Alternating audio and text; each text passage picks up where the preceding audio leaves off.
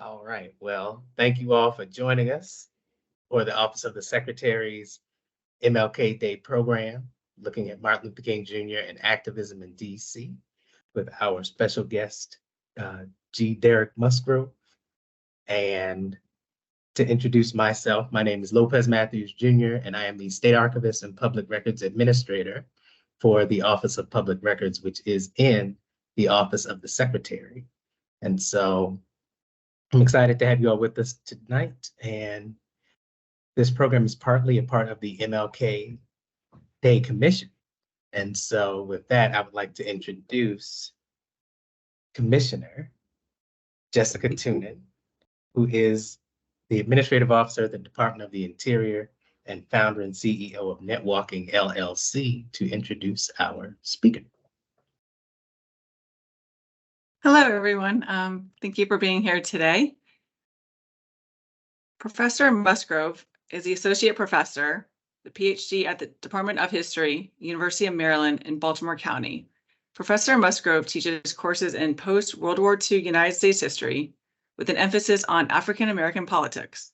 He is the author of Rumor, Repression, and Racial Politics: How the Harassment of Black Elected Officials Shaped Post-Civil Rights America, and co-author with Chris Myers-Ash of Chocolate City: A History of Race and Democracy in the Nation's Capital.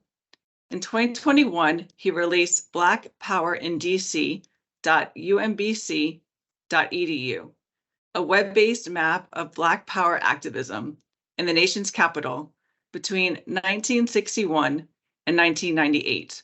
His work has appeared in the Washington Post, National Public Radio, the New York Times, and The Root.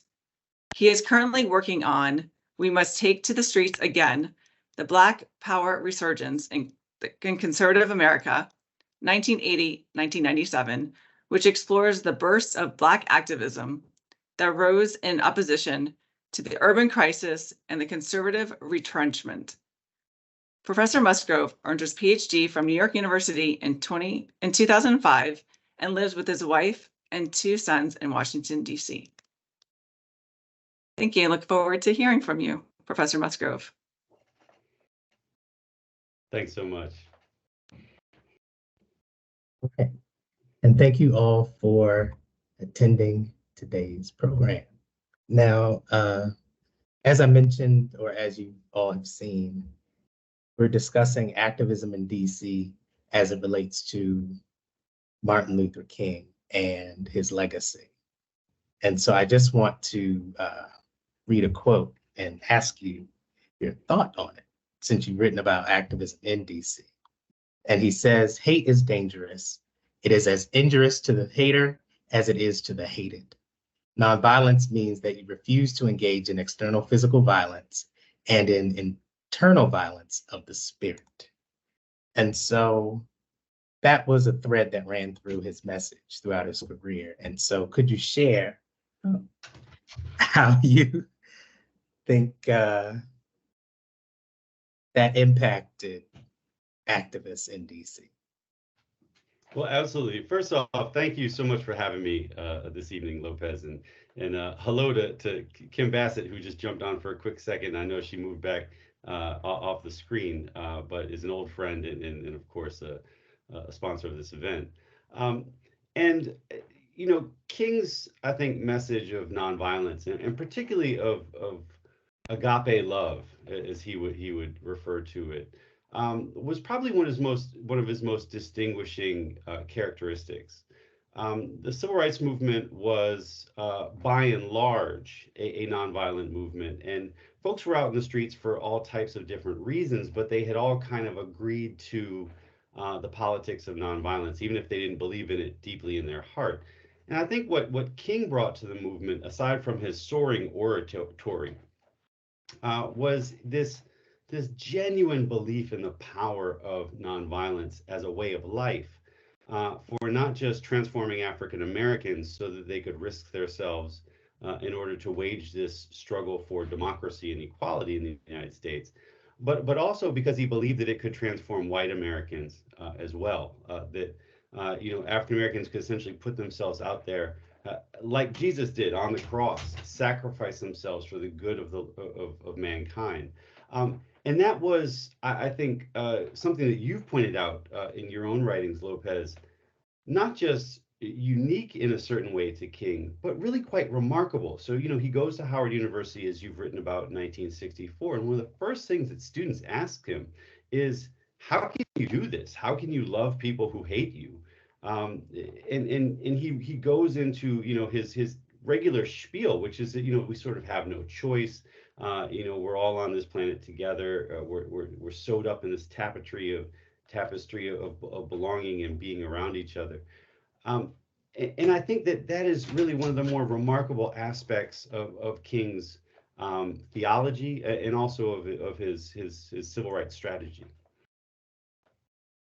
It's interesting that you mentioned that he talks about not resorting to violence. One of the things that I remember about DC and people being active in DC and fighting to protect themselves was the DC riot of 1919, where the residents actually stood up, the African American residents actually stood up and protected their neighborhood in the face of a race riot. And it was actually the only riot where African Americans weren't the majority victim.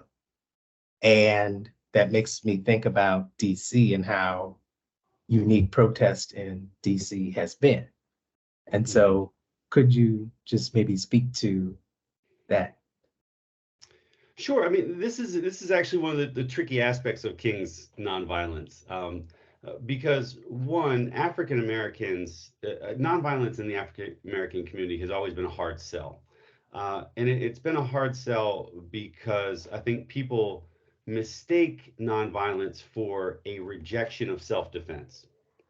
What you're talking about during the race riot of 1919, where a white mob gathered down at the bottom of the hill near Pennsylvania Avenue on 7th Street, Georgia Avenue, and they prepared to head into what we now know today as Shaw. And so they were going to sort of march up the street and kind of beat up people and burn houses along the way. I mean, they really wanted this to look like the race riot in Chicago of that same year, where it was just a pogrom. Um, and African Americans who had been denied access to arms by local gun shops, we have to remember this is back before home rule, so DC had gun shops back then, drove all the way to Baltimore to go buy weapons, handed them out to a lot of World War I veterans. And as many adults as they could find in the community, and they set up on the rooftops and repelled these folks from coming into their community. Now that's self-defense. King never in his career rejected self-defense outright as the right of any person to be able to protect their bodily integrity when they're being attacked. What he did reject is violence as political strategy. And so he said, look, you can't go marching in downtown Birmingham or in Montgomery during the bus boycott with a gun on your hip.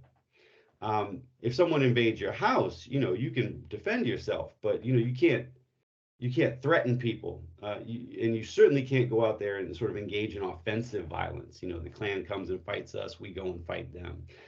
He said that was off the table for him.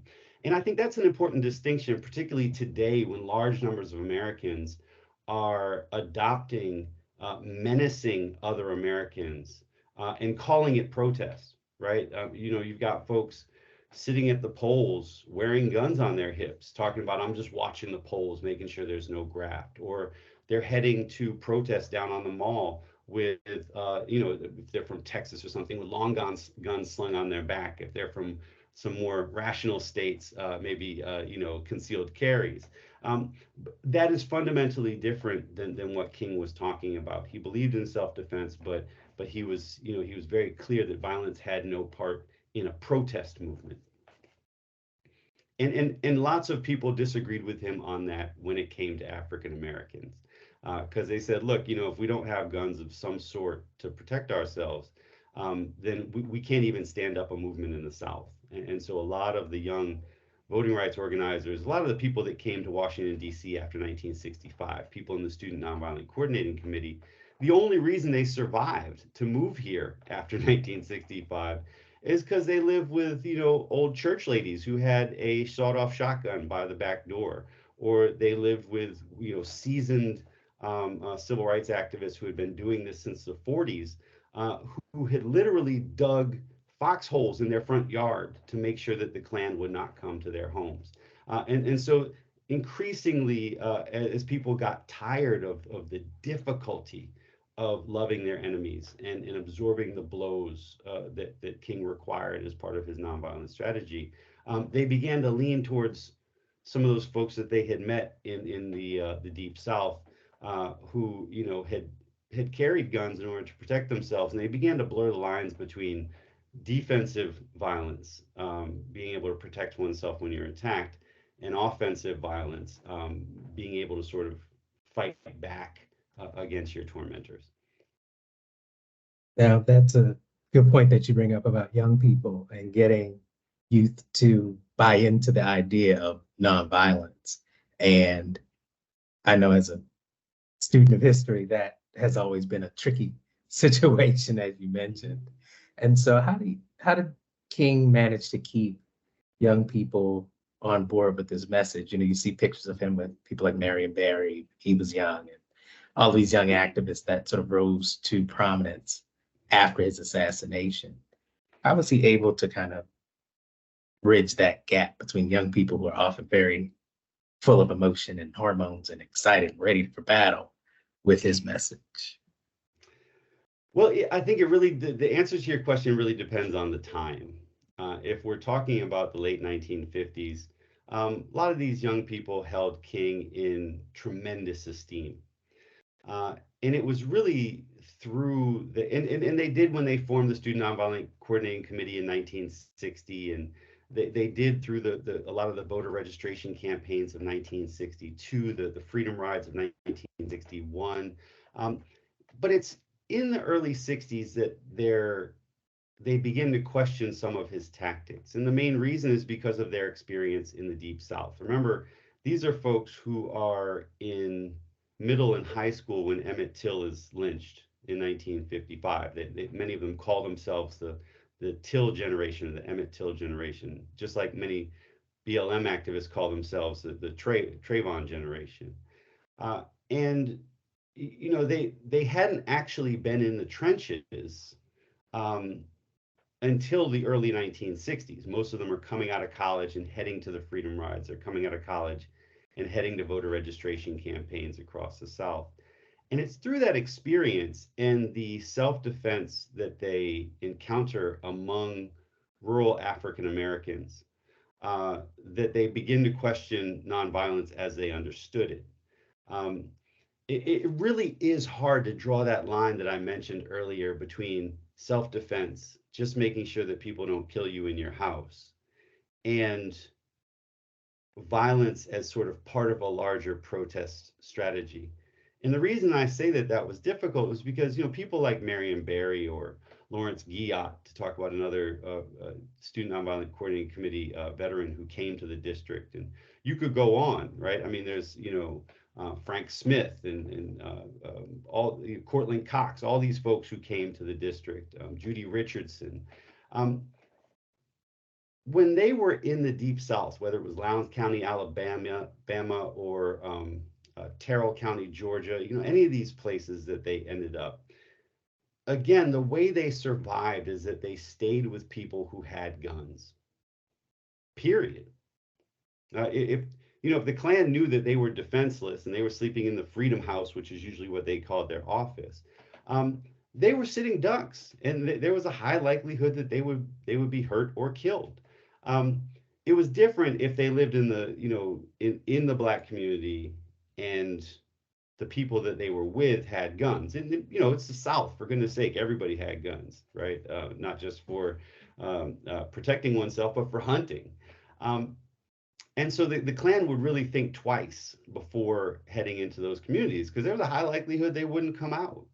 And living through that, a lot of those activists, I think, took a different opinion of firearms and of violence than King did over time.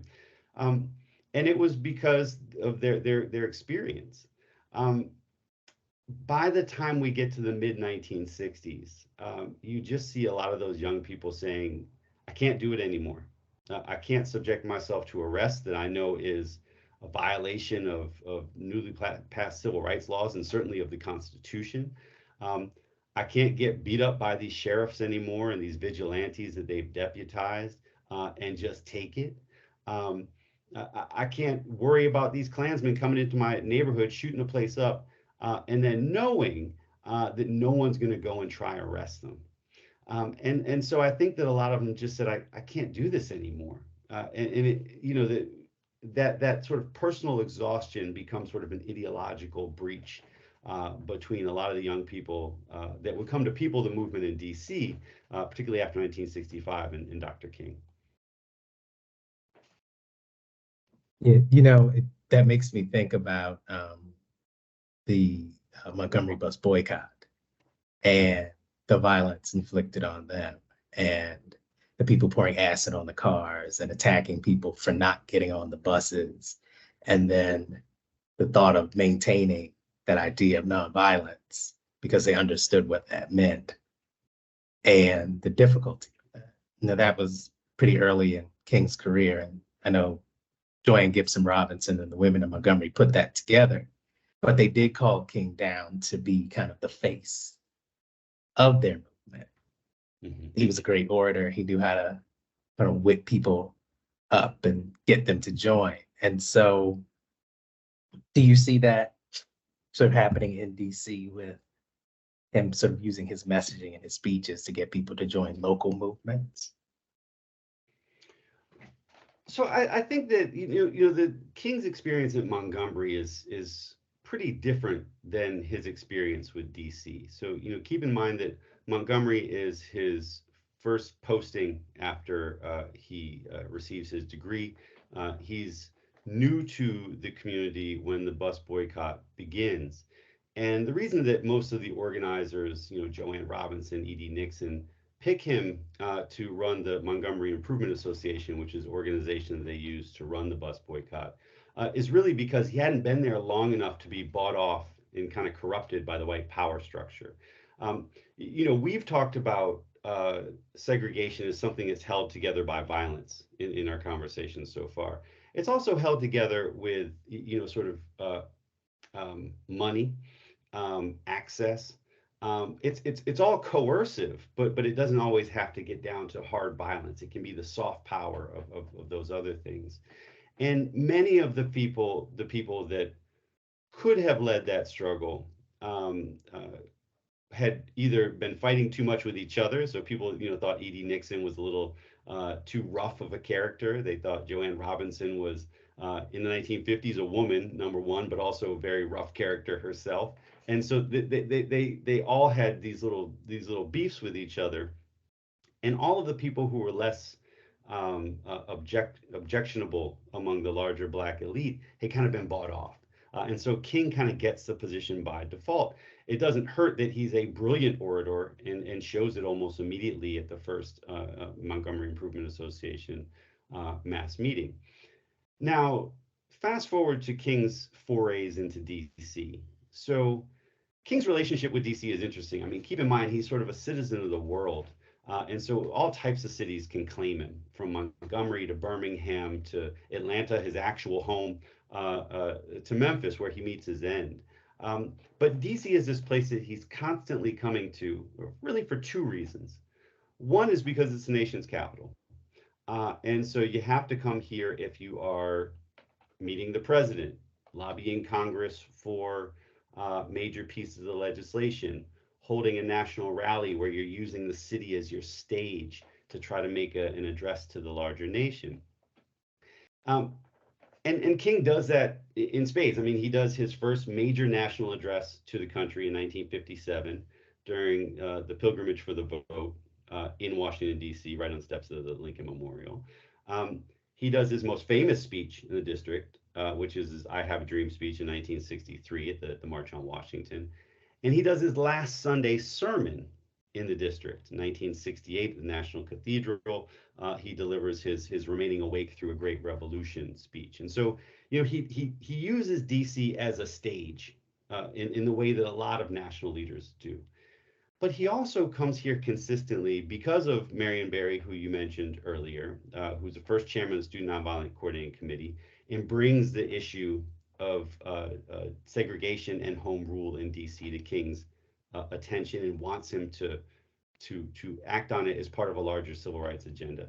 He also comes here because of Walter Fauntroy. Walter Fauntroy is his good friend from seminary. Fauntroy and King developed a very good relationship, and Fauntroy became the head of the Southern Christian Leadership Conference here in the district from his perch at 9th Street, New Bethel Baptist Church, pardon me. And so Fauntroy is also asking King to come here on a regular basis and to fortify the local movement. So King comes here in 1965 at Fauntroy's request, and he does that specifically because Fauntroy is pushing for home rule and is trying to get some momentum behind Lyndon Johnson's call for a home rule bill to move through the House of Representatives, which had been blocking it for about 20 years at that point. King comes back in 1967, again at Fauntroy's request, and does a big march through Shaw. He gives a wonderful speech right on the campus of Cardozo. He essentially says, it looks like the federal government and the commissioners who are running the district want to plow highways all through the center city. They want to do a huge urban renewal project here in Shaw.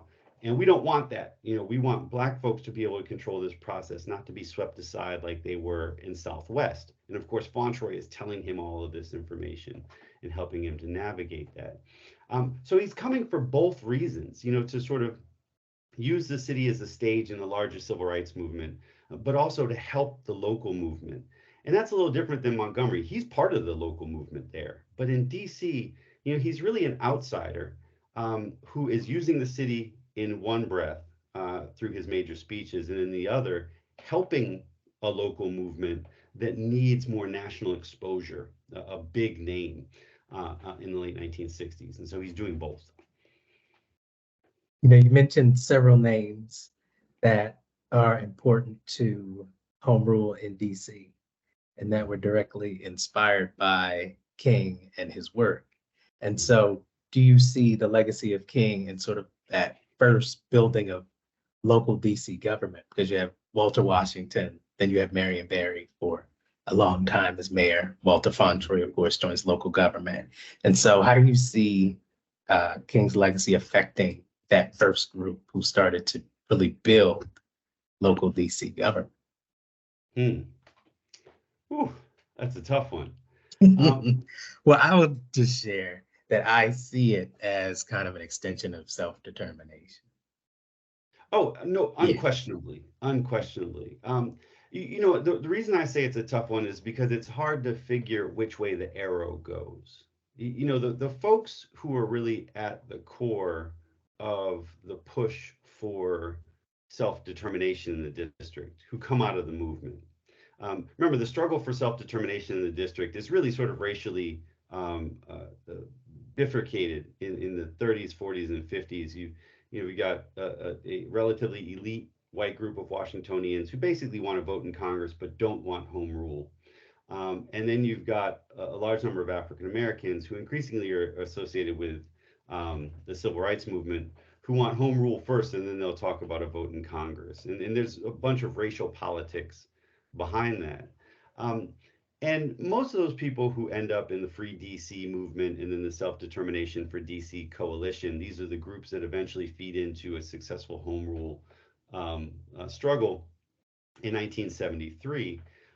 Those folks are really primarily affiliated with the Student Nonviolent Coordinating Committee, although there's that shining exception of Walter Fauntroy, our non-voting delegate to the House of Representatives.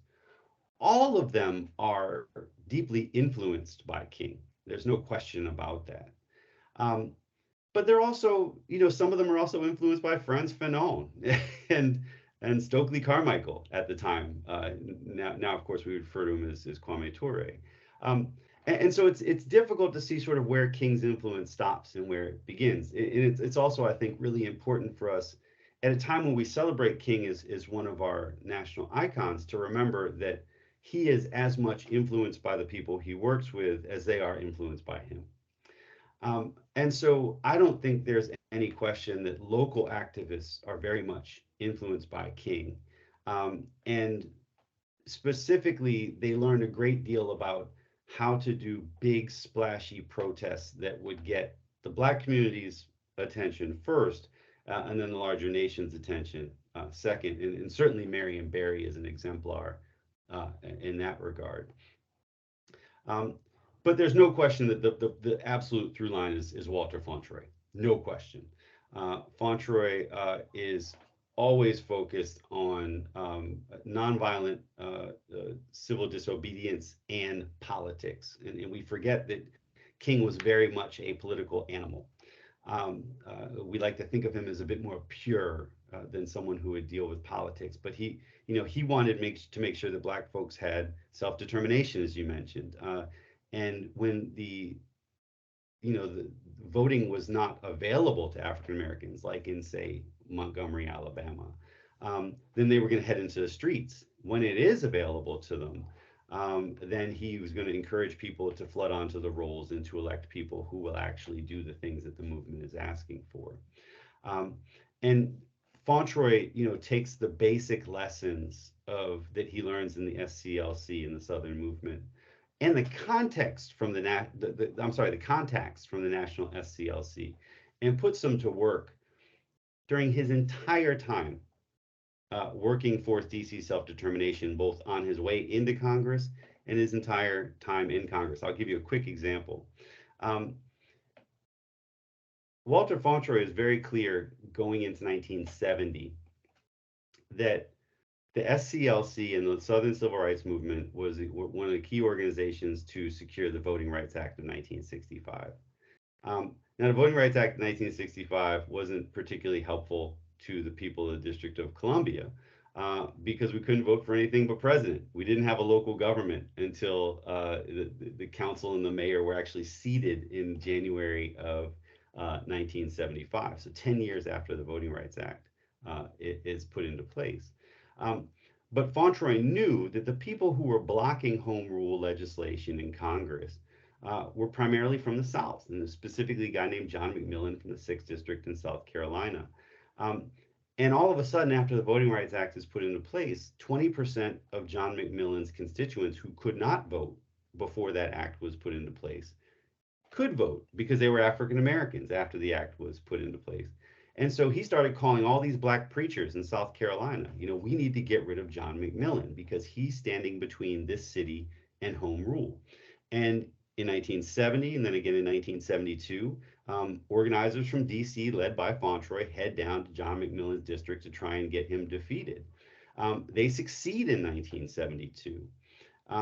And when they do, home rule is the first thing that comes out of the House DC committee in January of 1973, under the chairmanship of Charlie Diggs, who's a close friend of Fauntroy's. And so Fauntroy very clearly sees that larger SCLC coalition that stretches all the way across the South can be put to use for the district. And all those people had come up under King. He does that again when the DC Voting Rights Amendment goes before Congress in 1976 and then 1978. And because of his work, the DC Voting Rights Amendment, which treats DC as though it were a state for purposes of representation in Congress, passes. And then it gets rejected by the state legislatures. But nonetheless, it's pretty impressive to get it through Congress. And so Fauntroy is always sort of thinking in the same way that he did when he was a lieutenant to King after King passes away. So as our time gets away from us, I just want to ask one last question from me, and then I'm going to go to Secretary Bassett, then I'll go to the audience here. But I want to know what you think is King's sort of lasting legacy here in the district. That's a tough one. And I say that's a tough one because you know, a legacy is not so much what you leave, it's what people do with what you leave in your name. And there are sort of two, I think, legacies to Martin Luther King in the district. The first is very immediate. He's shot in Memphis and dies in April 4th, 1968. And DC goes up in flames. It's one of the most destructive riots of that year. And that's saying something because there are about 120 cities that go up in flames in April of 1968 in response to King's assassination. Um, and so you know, one of them is just the uncontrollable rage of the what people at the time called the ghetto. uh, and this was a real concern of King's when he was in Memphis in 1968. I mean, he's there to help garbage workers um, who, you know, have the right to go to movie theaters alongside white people and hotels, technically have the right to vote, same as white Tennesseans, but have nothing approximating equality. Nothing. Remember that strike is set off because two garbage workers who were not allowed into the cabs of the trucks that they dumped trash into because driver positions were reserved for white garbage workers. And so they took shelter from a rainstorm in the back of the truck where you dump the trash. And the trunk malfunctioned and crushed them to death. Like that's how that strike starts, right? So King is looking at this unfulfilled promise of equality that many African Americans have coming out of the civil rights movement and saying, we've got to deal with that or things are going to get really ugly really quick. And he was absolutely right. They got very ugly in 120 cities around the country and would continue with, you know, long hot summers every single year through the early 1970s.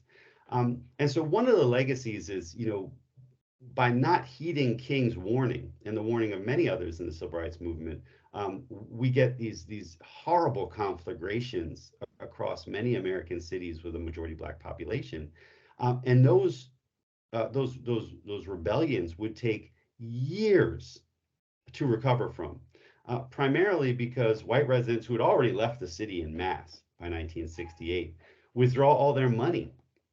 I mean, white-owned banks in the district, including Riggs Bank, right, famous local bank, refused to lend to Black people in Black communities before 1968 because they were Black.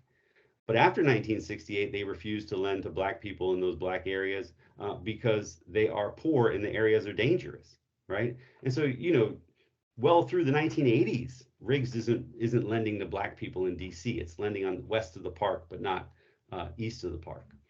So that's one legacy. I think the other is that a lot of local activists take King's name and attempt to continue the movement well into the late 20th century. We have to remember that DC is one of the first places in the country to have a Martin Luther King Day parade on King's actual birthday.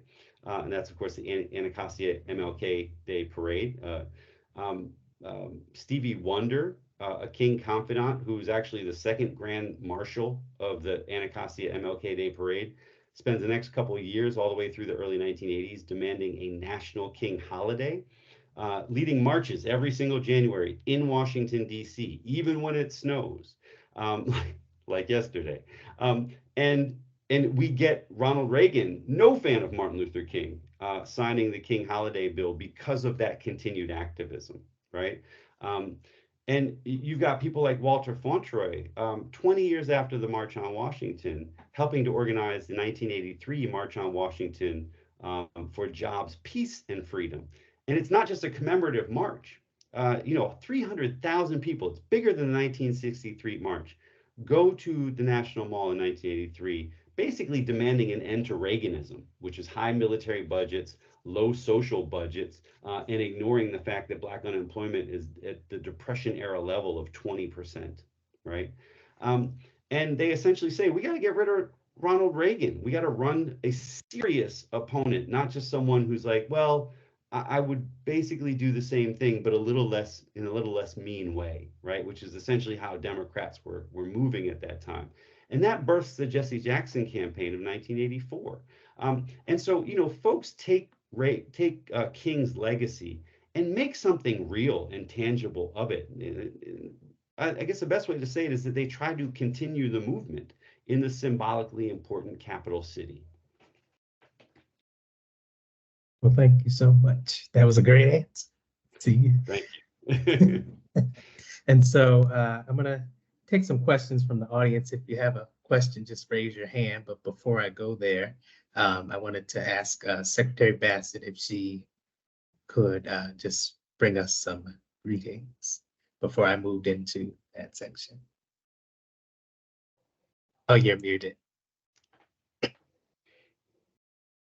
Hello, everybody. Good evening. Thank you so much for being on the call. We are so excited to have Mr. Musgrove, well, Dr. Musgrove on this call. He is amazing. He is brilliant. We've been bragging all week. This MLK has been a really great time for us to really reflect on social justice and voting rights. And this is the time. This is the time that we really, really need to think about democracy in a real way, and to have someone like Dr. Musgrove on this call. It's just been amazing. And so I'd like to thank my Dr. Lopez Matthews, who is the director of OPR, all of the team that's on. But let me just give a shout out to the Martin Luther King Memorial Commission that Mayor Bowser has put together. And thank you so much, Jessica, for your amazing introduction. I'm so proud of you. And I also want to thank all the commissioners that are on the call. I see you all, and thank you for being on. I also have some Emancipation Day commissioners on as well, so thank you for that. Again, this is so important. Mayor Bowser and all of us were, in that cold weather yesterday, marching. We had an amazing turnout. And I also see some archives advocates on the phone. Everyone's here. So thank you so much again. And let's get those questions. I can't wait to learn more. Thank you so much. Thank you. So our first question is from Neil Flanagan, a member of the Archives Advisory. How are you doing? How are you doing, Dr. Matthews and Derek? It's great to see you. The question I had, we know that there is this, DC. You're saying talking about DC as Dr. Musgrove talked about DC as a stage for Martin Luther King, as well as for his agenda. But I also want to maybe take that to a physical level. Can you talk a little bit about the way that the March on Washington movement, which obviously is not just King, there's Bayard Rustin and A. Philip Randolph behind that, but that the way that they actually kind of reshaped the use of the National Mall in a way that I think people don't always appreciate. Sure. Well, thank you, Neil, for the question. I'm happy to say that I work with Neil on the Archives Advisory Group, which is doing our best to support Dr. Matthews in his efforts to put together a robust home for the DC archives, which is long overdue. The mall had already, by 1963, if we're talking about the 63 March on Washington, been kind of designated as this popular space for popular protests, and particularly for African American protests. That had really already been established by Marian, with the opera singer. Why is her name escaping me? Marian Anderson. Thank you. The Marian Anderson concert in the 1930s, by A. Philip Randolph's March on Washington movement in the 1940s, which threatened to bring first 10,000 and then eventually 100,000 Negroes, as people called us at the time, to the National Mall to protest discrimination in the military and in military jobs. And so by 63, that was already sort of there. I tend to focus on the local effects of the March on Washington. We have to remember that 1 in 10 of the March on Washington attendees, 10% were DC residents. And so you're talking about a lot of people who were activated by the protest. I think the other big thing is that the March on Washington was really a great training ground for Walter Fauntroy. who really came to understand how to deal with the media, how to put together a very large protest. Um, and so by the time you head into the post-civil rights period, I mean, Fauntroy is ready to be a very potent local politician. I mean, he runs against Julius Hobson for the non-voting delegate position. And, Hobson was a great organizer. By the time he runs for that position in 1971, had literally gotten thousands of DC residents jobs by demanding desegregation of a number of Washington facilities. But Fauntroy just had a huge coalition, all of the black churches, many of the democratic organizations, the League of Women Voters, on and on and on. And so he's able to just trounce Hobson in that election. And then he's able to use that organization to really build a political infrastructure in the district as it moves towards home rule. And then to use the district kind of like I like to think of it as a briar patch in the 1980s. I mean, you have all of these remarkable anti-Reagan activists who in the 1980s and early 1990s are fighting Reagan from the District of Columbia, right? And they're bringing these huge protests here. I mean, were it not for the Barry administration, for instance, the 1983 March on Washington simply could not have been pulled off. I mean, they facilitate that protest. The 1995 Million Man March, a very different march, but I think nonetheless the point holds, literally would have collapsed had it not been for the city under, again, Marion Barry, who had returned to office in 1994, facilitating that march. I mean, doing everything from using city-owned cafeterias to make sandwiches for marchers. And so, the city really, in the lessons that they get from the civil rights movement, and the March on Washington in particular, when it comes to Fauntroy, is able to carry on a lot of activism well into the post-civil rights period. So now our next question is from Mr. Howard Marks, a member of our MLK Commission. Yeah, hello, and it's been a wonderful presentation. Thank you. So I had a question about Dr. King and the Jewish community, being Jewish myself. I recall that the great Rabbi Abraham Joshua Heschel had a very close relationship to Dr. King. In fact, Dr. King said, quote unquote, he was truly a great prophet, talking about Rabbi Heschel.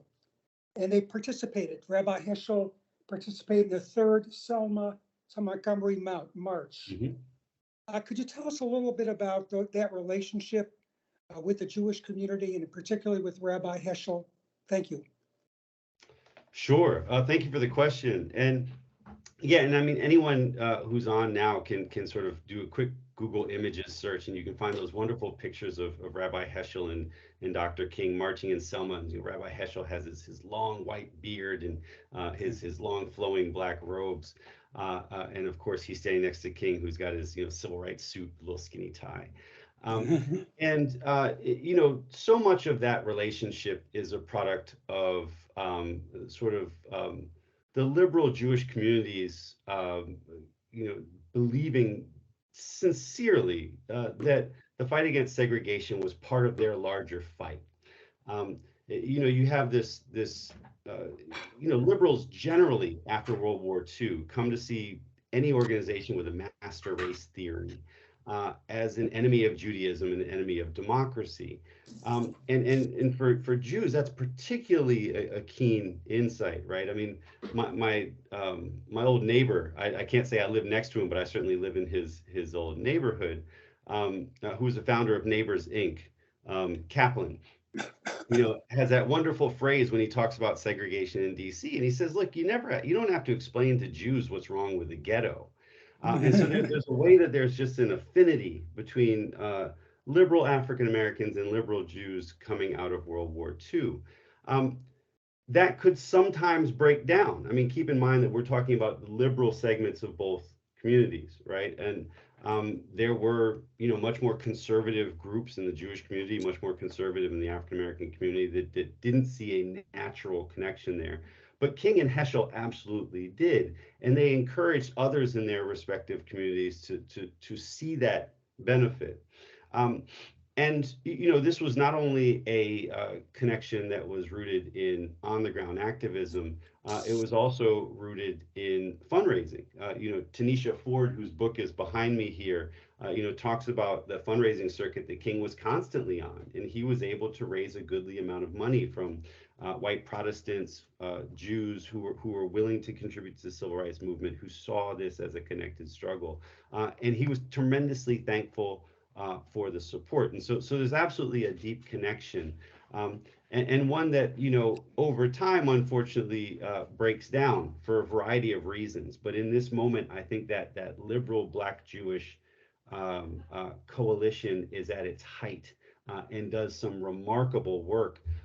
It's probably best seen, by the way, in the Leadership Council of Civil Rights, the LCCR, which is still around. And that was really a group of civil rights activists in religious organizations, had a huge Jewish presence from particularly the ADL, the Anti-Defamation League, that really is the sponsor of the 1963 March on Washington and one of the biggest lobbyists for the Civil Rights Act of '64 and the Voting Rights Act of '65. Thank you. Thank you. Thank you. Our next question is from another commissioner, Mary Ivy, who is on the phone.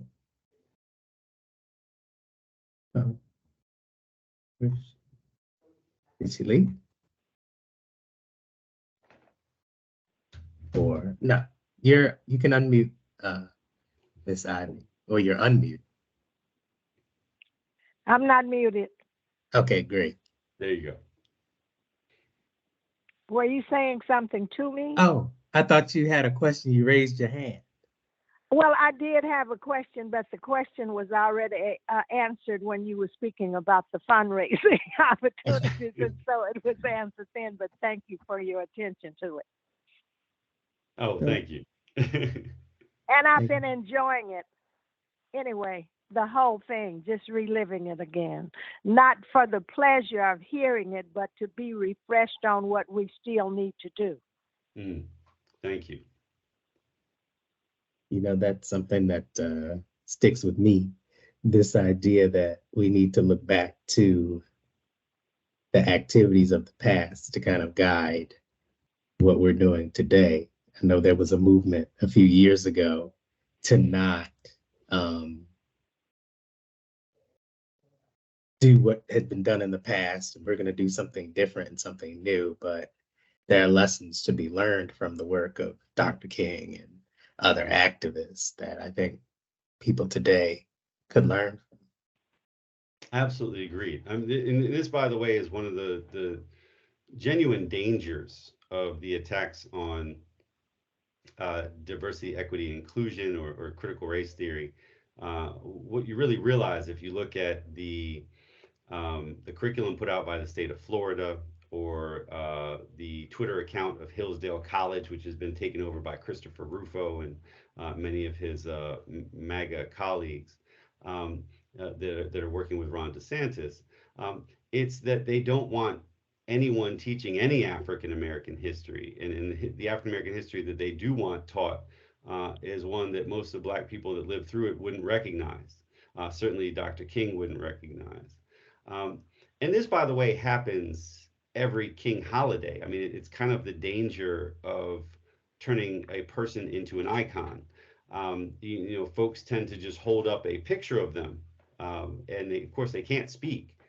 King has been deceased for well over 50 years now. And just grafting onto them whatever ideology the person who is holding up their picture is going to come up with. And so, I gave a King Day lecture a couple of years ago, and I noted, I think it was 2022, that a guy named Josh Mandel, who was run for, he's a sort of a right-wing Republican who ran for Senate in Ohio. He cut a commercial firing a gun with a silencer on it. He's talking about how cool it was. And then, started tweeting out, Martin Luther King, would back my candidacy. And Martin Luther King marched in Selma on the Edmund Pettus Bridge so that race would never matter to anybody. We would never talk about it. And just to give you an idea of how crazy this guy was, I mean, Martin Luther King's daughter, who's now the president of the King Center, said, "I don't think you really understood my father's teachings." And he wrote back, "You don't understand your father's teachings and you need to go study them." And so you can see how folks will sort of use King for whatever they want. But the fact of the matter is that, he was a real person who lived not that long ago. And many of the issues that he encountered in his activist life are not that far off from what we're dealing with today, particularly issues like DC self-determination. I mean, he was an unabashed proponent of DC self-determination, home rule at the time because we didn't have it, but he certainly advocated for a vote in Congress for the city. That's on paper. You can find it. I mean, you just plug it into ProQuest, not hard. And you'll actually have people who say, he just never talked about that, or he didn't believe what you believe. And I think it's really important to study these folks, not just sort of treat them as icons and say they were good, but define how they were good, what they believed, so that we have a better understanding of how they may have applied their prodigious intellect to the questions of today. You mentioned a good point. People say that when someone passes away, it's easier to work with them because you can make them say and do whatever you want them to say and do. You can and indeed. you really do see that with King and his legacy, where it's sort of they've sort of chiseled off the edges to make him more palatable to the masses. So. Yes, you're being quite kind. Joshua Collins, you have a question, sir. Good evening, Dr. Matthews and Dr. Musgrove. Thank you so much for taking the time this evening to speak with us. I'm the Public Information Officer and Special Assistant to the Secretary, and I'm also somebody that has a background and has a passion for civic engagement. And so my question would be, Dr. Musgrove, what would be, I guess, one piece of advice that you would give to folks that are picking up the mantle for the next generation? I'm about 33 years old, and I kind of came into the world in a time where I was at least able to learn a lot of the lessons from.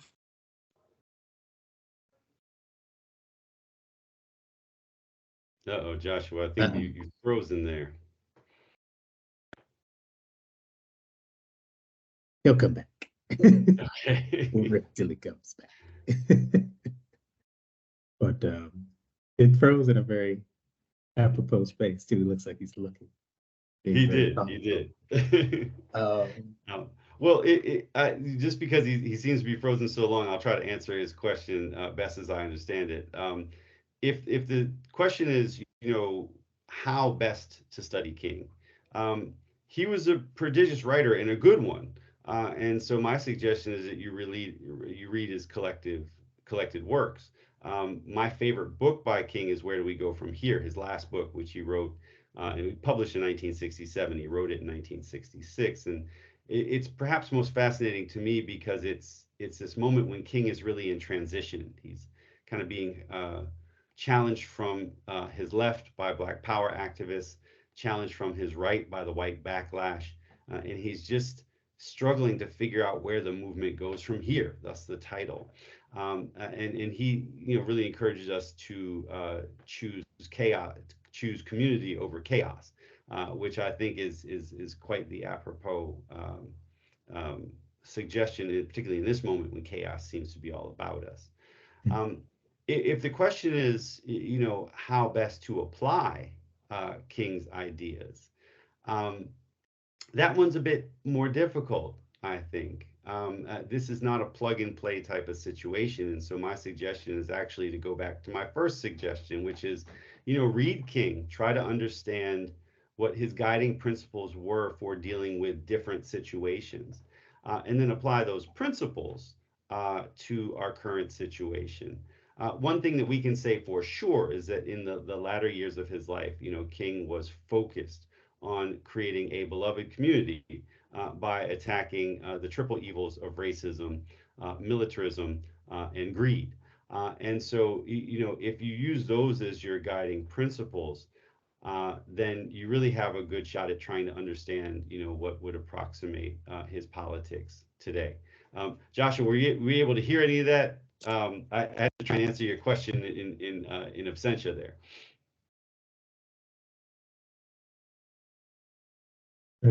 You were unmuted, and then you just muted yourself back.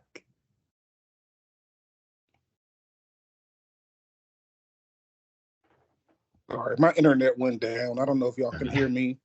We can. We can't hear you. Okay, good. Well, my main question was, what tips would you give the next generation that's having to pick up the mantle in lieu of Roe being overturned, in lieu of the constant infringements on the Voting Rights Act of 1965? What advice would you give to the next generation of leaders that's coming up that could help guide us as we try to address some of these same causes that Dr. King and others before him died fighting for? Sorry about the internet issues. Sure. One of the things I find so challenging about Dr. King, and this is rooted deeply in his theology, right? This idea that the early Christians were a troublesome group, who would sort of come into different areas and challenge, the reigning configuration of power, and sort of, sing the praises of this strange new religion and really challenge people to follow it. That means to a certain degree that what you're asking people to do is hold tight to a set of ideals and push them even when they are not comfortable or respectable. Fighting segregation was not respectable in 1955 and 56 Montgomery. It meant going to jail. It's not a respectable endeavor. Fighting segregation in Birmingham in 1963 was not respectable. All of the powerful people at the country club were the people that backed Bull Connor. They were the people that, quietly backed the Klan, because if you backed Bull Connor, you backed the Klan. You were not going to be invited to go have cigars and cognac with these folks at the local country club if you fought segregation in Birmingham. Speaking up against the Vietnam War in 1965 and 1966 and 67 was not respectable. In fact, the New York Times, when King gave his famous speech against the Vietnam War in 1967, said, look, this guy's done. He's lost all of his moral authority. And I would even say that speaking up against poverty in Washington, D.C. in 1968 was not respectable. Remember that the war on the Resurrection City, the Poor People's Campaign that King had scheduled for Washington, D.C. in 1968 was, supposed to happen at a time when cities were beginning to burn in the summers. And not only were folks a little bit worried about violence in the district, although they kind of thought, DC's got a big black middle class, we don't have to worry too much about that. But they just really didn't want tens of thousands of poor people from all over the country camping out on the National Mall. That it was, it could potentially ruin the cherry blossom parade, and where were these people going to eat? Where were they going to go to the bathroom? They were less concerned about these people's suffering than they were about what it could potentially do to the city. And King said, look, there's a larger issue at stake here. We are the richest country in the world, and we have literally millions of Americans who live below the poverty line. There's parts of Alabama where diseases that have basically been eradicated in most other parts of the country, like ringworm and stuff like that, are rampant. And so he really needed to have this issue brought to the fore, and it was not respectable. When he goes to the Washington Cathedral and gives his Remaining Awake Through a Great Revolution speech, he really doesn't get much applause, right? And these are from the good liberals of Washington, D.C. And that's because, if you're standing up for what's right, as far as he was concerned, you're not going to please everybody, particularly folks that have an investment in inequality and in things as they are. And so I certainly think that that is one of the major takeaways from King, is that there's still a great deal of fighting that needs to be done. And it's going to sort of, if you do it right, if you stand up particularly against racism, militarism, and greed, it's gonna have you on the other side of the line of respectability. Well, thank you for that. Did you want to say something else, Josh? Okay. Um, Thank you for the question. yes, thank you. So do we have any more questions? Well, if not, do you have a Well, title? well, I mean, sorry, I do have one more, You see, Dr. Matthews. this voice from Just kind of coming behind that question, Dr. Musgrove, about tips and advice for the next generation. And thank you so much for speaking to that. Do you know, or would you happen to have your eye on any up and coming, leaders, up and coming voices that you feel are well equipped to continue this work and to keep the movement going? Hmm. I am a huge fan of the Dream Defenders down in Florida. They of course come out of the Black student, really multiracial student response to the murder of Trayvon Martin. Um, they were doing things like sitting in at the governor's office years ago, before we'd even heard of Mike Brown or Tamir Rice. And they have continued to do amazing work ever since. And so I'm a huge backer of the Dream Defenders. I try to contribute to them when I can. And I really look to them for sort of what's going on with politically active young people. There are small groups like that in several American states. I've just decided to focus on the Dream Defenders as one of them. But I think it's worth going out and looking for those people who are saying, I know that it's not politic, or I know that our budgets are stretched, but we just shouldn't be letting people go hungry. Um, I know that folks are angry about what is happening in different parts of the world, but we really shouldn't condone killing children and women. And so it's those types of people who are saying those things that echo King. Remember, his focus in his last years of life were to fight against racism, militarism, and greed. Um, and I think that there are a lot of young people picking up that mantle, and we need to find them, back them best we can, join them as much as we can. Thank you so much. Thank you. Thank you. We have a question from Commissioner Evans, and we'll make this our last question of the night. Commissioner Evans.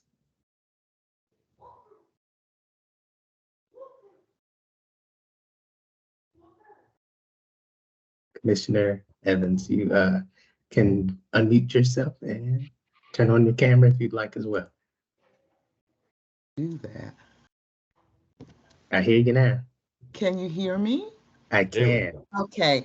I must say I have to thank Mr. Collins. He gave me a little tutorial before the meeting started. And so I must have missed out on one of those tips. But I was wondering, Dr. Musgrove, I'd said earlier that I really thank you for this most stimulating and instructive presentation. And like Dr. Levy, I am a child of the civil rights movement. And so much of what you've shared with us today, I lived through.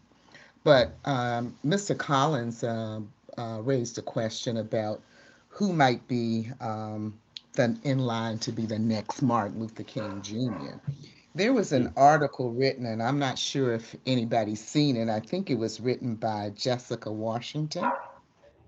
And the title was, Could These Leaders Be the Next Martin Luther King?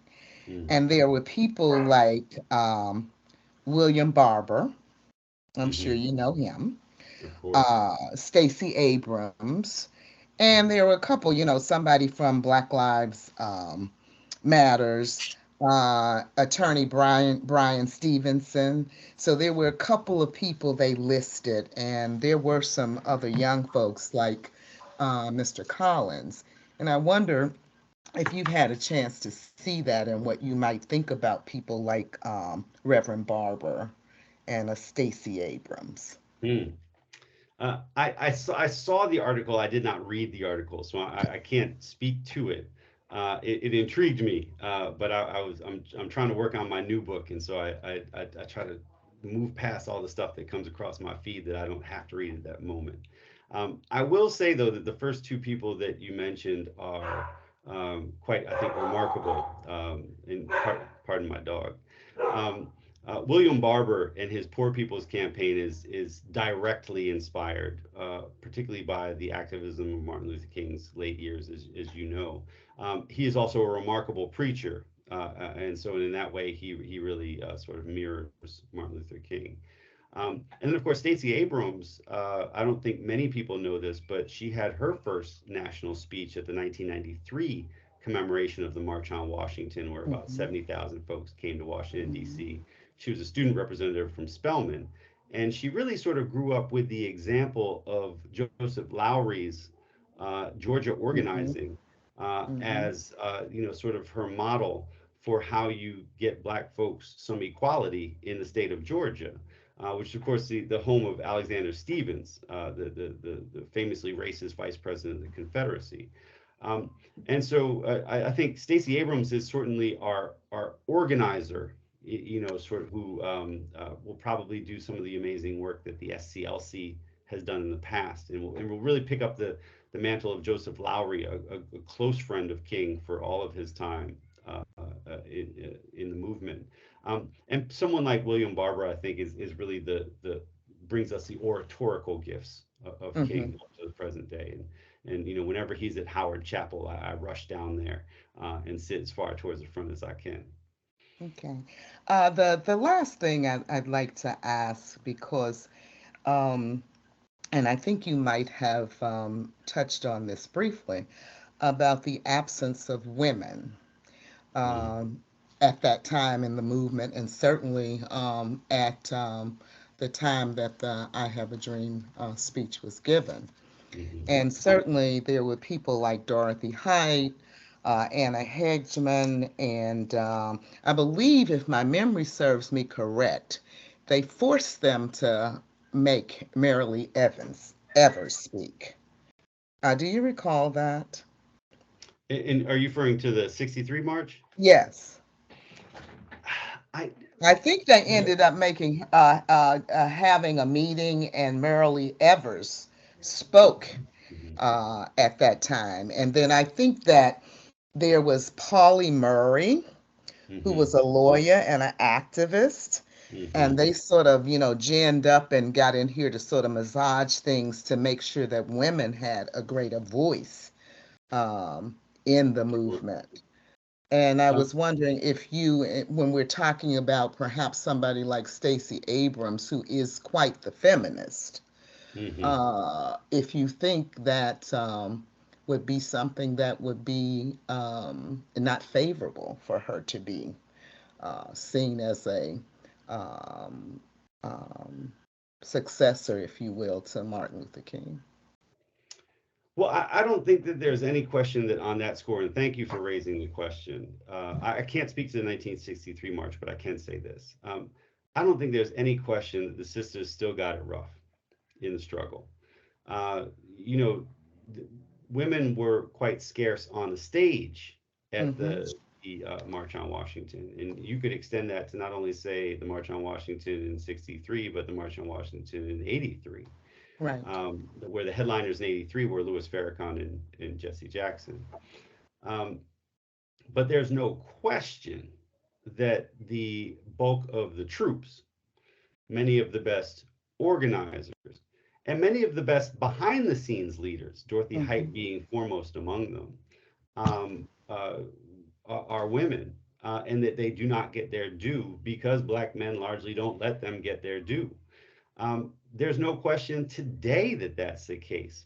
Mm-hmm. Black women were the heart of the resistance to Trumpism, period. Period. 90% plus of Black women vote against Donald Trump. It's probably 95, 96%. Black men were in the high 80s voting against Donald Trump. Like, what's wrong with us? Right? Mhm. And so there's no question that Black women are at the heart of the resistance. And when someone like Stacey Abrams runs for governor of Georgia, she doesn't always get that high Black support among men that she does among women. I think that's a serious problem that we're still dealing with. And thank God that some of the young activists in organizations like Black Lives Matter are bringing that to the fore. But yes, you know, even in 63, 83, 93, folks are aware of it. They just don't do much about it. And so, you know, for my current research on the 1980s, um, folks will put panels together or put, you know, coalitions together. And at the last minute, they'll say, oh, we don't have any women. Somebody call Maxine Waters. Somebody call Angela Davis. Somebody call Dorothy Height. But they just get one in, Right. right? And then when all the organizers have to actually go pass out leaflets and knock doors and lick stamps, nothing but sisters. Right. And so, you know, and that It sort of includes, mirrors, if I might, because we know that, you know, what was really integral to the civil rights movement was the Black church. And the same dynamic occurs in the church when it comes to Black women. Agreed. Now I'm looking at Lopez's face, and so I'm going to go ahead and say yes and turn it over to him. Okay, very good. Thank you. Thank you. Thank you, Commissioner Evans. So, Secretary Bassett, I see you back. Would you like to bring us on in for a land? Oh, you're muted. You're muted. We can't hear you. You're still muted. We couldn't hear you. So you have to repeat that. No, I don't have much to say, but thank you so much, Derek, again. And thank you, commissioners. I love your questions. And you take it away, Lopez. Well, thank you all for coming, and thank you for participating in this year's MLK program, MLK Junior and Activism in DC. Thank you to Dr. G. Derek Musgrove. I like to remember that's there. And so thank you so much for agreeing to participate in this discussion. I know you don't like virtual talks, so I do appreciate you. Wonderful. And For thank you guys, all for coming. absolutely. Thank you Have so a much. great night. Thank you. Bye-bye.